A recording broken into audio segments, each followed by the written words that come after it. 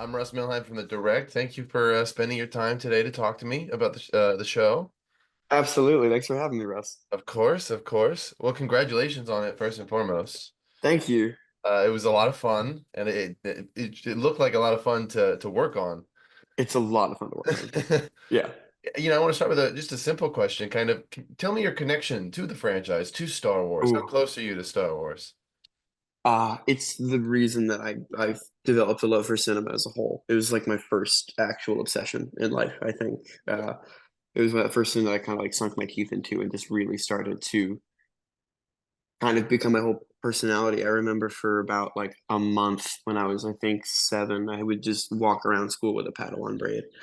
And yeah, I've got a drunken tattoo. Like it's kind of just like a real cornerstone of my love for just art, my love for anything that has to do with being a nerd as a whole. It's kind of just that spearhead, and it will always be probably the biggest chunk of my heart uh for cinema as a whole. It's Like, been I'd like to think that you eventually, cut the Padawan braid off, and now you have it. Yes. I like to I remember exactly what it was. It was this extension braid that my sister had for some stuff she was doing for a play. And I begged my mom to make it look like a Padawan braid and clip it in for a Halloween costume. And I went as Obi-Wan Kenobi in The Phantom Menace. I got the lightsaber, and I remember I had a crisis because the lightsaber I had was his lightsaber from episode 3 and not the lightsaber from episode 1.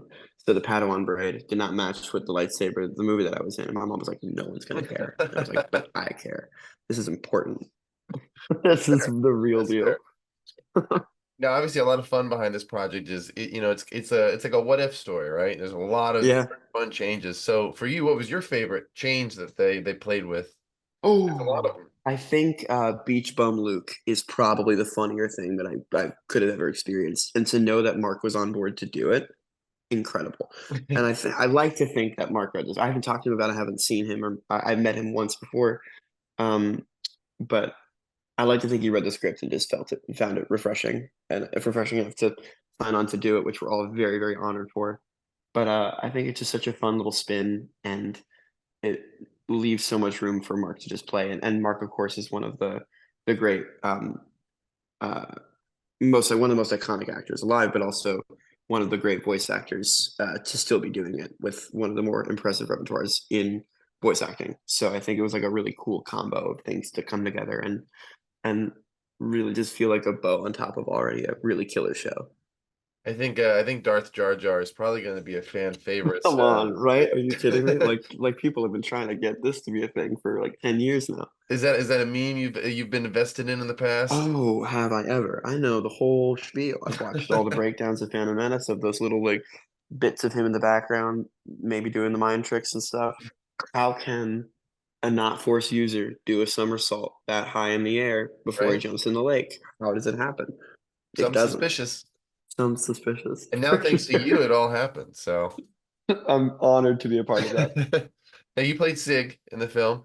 Yeah. How did you approach playing this new character and working to, make sure he was unique in such an expansive, established universe? I think what's interesting, I think what's cool is that Sig feels just like the one arc I haven't seen in Star Wars character wise is a Star Wars fan. Because it would just be ungodly meta for them to try to do that. And they did it. They were like, of course, like we've reached a point in the Star Wars universe where the stories of the First Order, the Empire, the Rebellion, the Jedi, they're all of legend, pretty much, almost like religious or something like that. And nothing's ever really proved. So it gives the writers an opportunity to have somebody who is extensively obsessed with the universe of Star Wars while also living in the galaxy. And it is a genius concept. So I was like, this is already me. The amount of times I go into deep dives in group settings of Star Wars, and most people just like nodding their head, trying to deal with it. I'm like, I do this maybe once a month. So it wasn't much of a stretch. And it just seemed like the assignment was just to have fun. It was just to giggle at what we read on the page. And I was reading it cold when we went to record a lot of the time. So a lot of these new character developments, like things like Darth Jar Jar and um, things like Luke joining and and Greedo and Leia ending up together, hilarious. Like these are just like little bits for Star Wars fans to giggle about, and that's who made the show. It's just a bunch of nerds, just a bunch of friends and fans of the show, um, who thankfully Lucasfilm was like kind enough to kind of let us go off the rails. Yeah, a And little bit. I think it made a better show because of it, because it really is just a lot of fun and it's low stakes. And I think people are going to be really stoked when they watch it because I was really stoked making it. And yeah, as Sig as a character, fan of Star Wars, he had the scenes just recounting all the history, and Yeah. obviously, I assume all that was pre-written for you. But Yes, it was was. there enough room? Like, were you able to improv any of it, or did they let you have any fun? I felt more inclined to do so as we got later on, as we started like later episodes and stuff. I didn't know how close to the script I wanted to stick. But also I remember I would just interject with little bits of like Star Wars information and references that I had picked up from my time being a huge Star Wars fan and ask if I could mention it.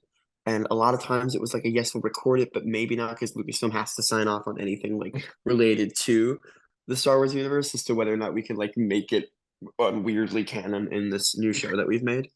Because I think the lines of canon and legends is very loose here. And but yeah, I was always really ready to riff on it, and like there were always like little references, especially like dialogue references that I think like so many high ground jokes, so many do-its. Like the amount of times I said "do it" in that booth to see if it would make it in the cut. I think one of them may have, but I I like the hope one of them random. may have. I like Akbar being the clone troopers. Perfect, perfect, I was like, what a random, hilarious. a Such little a thing to random do. little bit. Now, the show's basically a multiverse story, and that's something that some people love and others hate. Yeah, What are for your sure. thoughts on leaning into the multiverse for storytelling in general? Personally, I have always found the multiverse concept to initially I thought it was really fun and cool. I think it's grown to be incredibly exhausting. And it's very rare that I found something that I can look at and because to me, when you have like an extensive like multi-universe concept, when things happen like characters die or there's like influential moments that like are irreversible, all of a sudden you have the option of going into infinite numbers of universes to kind of backtrack and erase all the progress you've made in case like it didn't age well with you. And I think it's a convenient like plot device. But I think what's fun about this show specifically is that it's borderline making fun of the multiverse and kind of going fully into the deep end of like at least what I like to look at it as is when I read it, it feels to me like a satire of multiverse Yeah. TV, in which like it goes down a completely absurd rabbit hole that could never possibly happen in a Star Wars show, and it's just us kind of like poking the Lucasfilm bear and seeing like what it is we can get away with, Hey, and don't then like challenge rolling Dave their eyes and Filoni. being yeah, You never know what he's exactly. gonna do. You never know.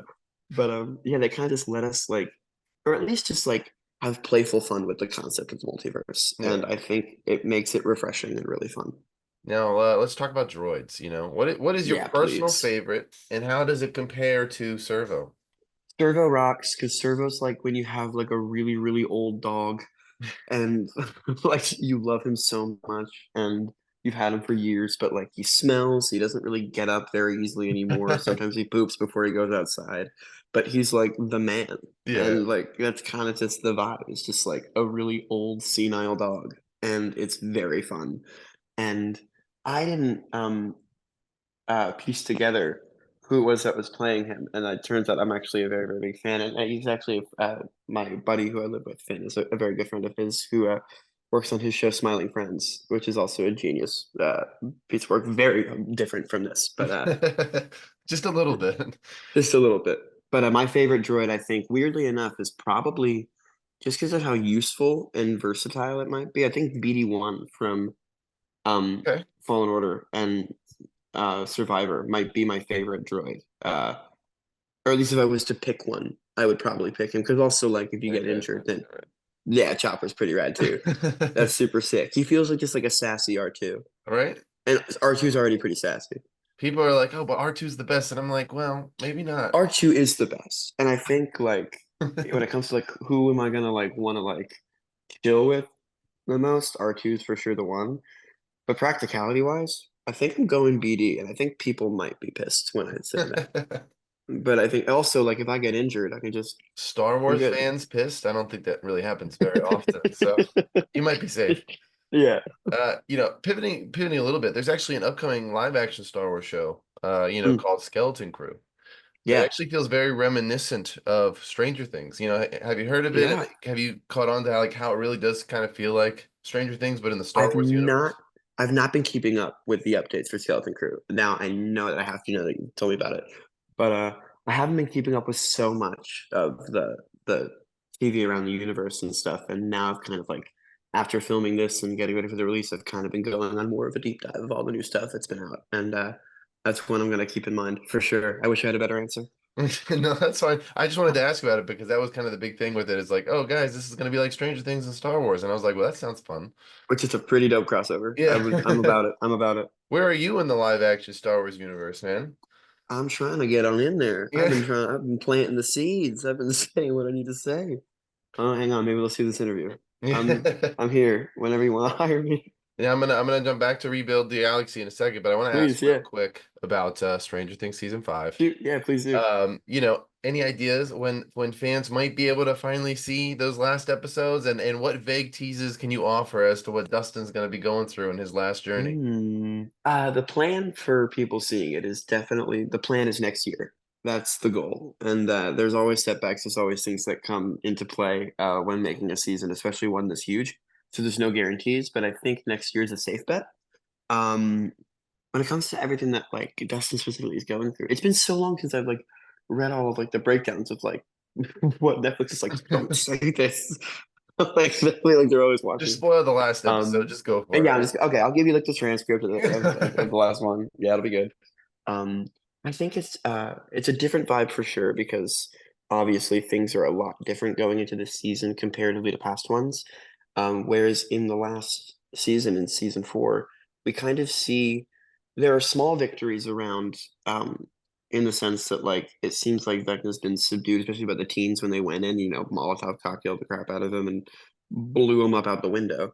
Um, but also there's a big major loss where like we see the rifts open in throughout Hawkins. We see at the end of 4, Hawkins is in real disarray, and so we're starting this season in the aftermath of that, of the rest of the town obviously now finally being well aware that some shit's going down. Sorry about my language. Oh, you're right. I didn't know if it was PG or not. So I think it's the same like vibe we know and love about this gang and getting on their adventures and of course the ultimate goal of stopping all of this and preventing um the upside down from infiltrating. But in the context of some pretty serious blows to the group, of course we know I mean spoilers for season 4 for those watching, but Dustin suffered a pretty serious loss at the end of 4. And you witnessed the death of He a really, really close friend. R.I.P. Rest in peace, Eddie. became the Human Torch, so he might be You okay. came yeah, I think he's doing good. That's the multiverse. Like he's gonna come back. Yeah, Johnny Storm's gonna fly back in season 5. Um, so I think it's he's still the guy we know and love, but there is a context of that trauma and that weight of loss that seems to carry on with him through the early process of the season. And hopefully that's something that people like to see him grow through that arc and see him start to deal with intense grief at a young age, which I think a lot of people, myself included, can really resonate with, Yeah. can understand what that confusion and that rage can really feel like because it is an enraging thing to have to deal with. So I'm stoked for people to see that. Yeah. I mean, I'm excited for it. He's just making us Thanks. wait, making us wait. Yeah, I know. So I got two or three more questions for you. Jumping back to Star Wars, right? Compared to everything you have done in the past, what is this new show? What's the most unique challenge that it's presented you that you haven't really run into elsewhere? With specifically with Rebuild the Galaxy, you Yeah, mean? with Rebuild the Galaxy. Um, this is, and I've had to be tight-lipped about a lot of things. This one has been so hard to be tight-lipped about. I've been, my limits have been tested because I recorded this show in 2022 or 2020, early 23. and I was not even allowed to mention that it hadn't been announced as a show until well after we had finished recording. And so I couldn't even necessarily mention that I was a part of a Star Wars show at all until very recently. And now I've just been spilling the beans in my private friend group, and more so to the point where like friends of mine are like, "You should probably not tell me that." They're probably right. Like, it's fine, it's fine. I can spill all It's the fine. beans It's I fine. want. It's coming out Here's in a some more. week. Here's some more. Yeah. So were there any fun references or maybe things that didn't make the final cut that you know about? You know, Any? it's funny. I've not seen the final cut. I've still yet to watch it. I've made it a point I'm to wait ahead to of watch it you. when the release comes out. You're ahead of me, so Wow. you probably Okay. know more than I do. I think there's just a lot of little improv bits of me saying the dumbest things in the world that are related, like just references from past movies that the writers love riffing with. But I can imagine Lucasfilm was probably like, It's "We're just gonna like, have oh, this to guy. scratch that." Yeah, this guy. Now for you, going forward, right? Yeah. What do you want to do next? Is there a type of role that you really want to do? Someone you want to work with? What's next up Oh, for you? there's a whole chunk of people who I just love to sit down with, and I think for the most part what I'd love to do is probably or originate a role, like start from something from scratch from like a really early process, especially on stage. I'd love to be a part of the process. Sorry, my roommate's in and out of his room, Yeah. but I think I wanted to, yeah, start a role from scratch. I think workshop a play, see it be written, have like a role in mind, and build up a character over the course of a good amount of time before people actually see it. The last time I got to do something that was that in depth was when we started Stranger Things, which was the beginning of the show. Yeah, because Dustin, of course, of course, hadn't existed before. Yeah. So when I was 12, it was a lot of pressure to kind of try to build somebody compelling like that. The writers help a lot, Yeah. but I'd love to kind of sink my teeth into something like that again, especially for the stage, because I've never gotten to do it for the stage. Yeah. I mean, that So sounds I'd like love it'd be that. fun. Do you have It your would be eyes fun. on any MCU, DCU roles that you're like, maybe one day, maybe I'm gonna. I think like I think my niche with the MCU or anything like that is probably like if I was gonna do it and thrive in it, maybe voiceover is best because like maybe I could be a superhero and not have to work out. Yeah. That would be That's true. That's that true. would be That's the way to wonderful. do I'm like, I would love to play superhero, but good God, I would also like to eat pizza. it. And I don't think those guys are eating much pizza I don't throughout know. I the feel like you filming hear stories process. about, the really buff guys who are just eating nonstop calories, and I'm like, That's the thing, they're getting huge, but like I like look at like the Hugh Jackman regimen of him being like I eat like steamed chicken and broccoli for 6 months and water, and I'm you're like telling that me you're not sounds gonna look like Jackman in Deadpool Wolverine one day? That's the maybe I goal, will. right? Maybe that's the reveal for season 5 is that I come out absolutely That, shredded that's how you deal with your grief that Human Torch is now a thing. You're in the just like, gym, oh, going just yeah, absolutely yoked. yeah, I've got like no more neck. Yeah, yeah. Well, thank you for talking to me about the show. for Uh, sure. I look forward to everyone getting to see it. It was a lot of fun. Darth Jar Jar, Thanks. It watch. This was is just the Darth Jar Jar. beginning. Come on, look out! It's just the beginning for the reign of Darth Jar Jar.